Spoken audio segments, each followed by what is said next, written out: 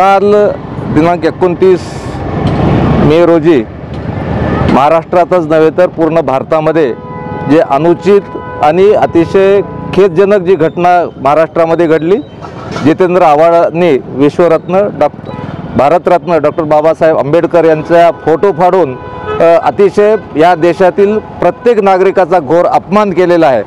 या अवमानाचा निषेध म्हणून आज या ठिकाणी बिलोली तालुक्यातील भारतीय जनता पार्टीच्या वतीनं जितेंद्र आव्हाडांचा फार मोठ्या प्रमाणामध्ये तीव्र निषेध व्यक्त करून त्यांच्या प्रतिमेला जोडो मारो आंदोलन या ठिकाणी करण्यात येत आहे। पुन्हा एकदा आमच्या भारतीय जनता पार्टी तालुका बिलोलीच्या वतीनं जितेंद्र आव्हाडांचा जाहीर निषेध करतो आणि अशा कृतीचा मी तीव्र शब्दामध्ये निषेध करतो।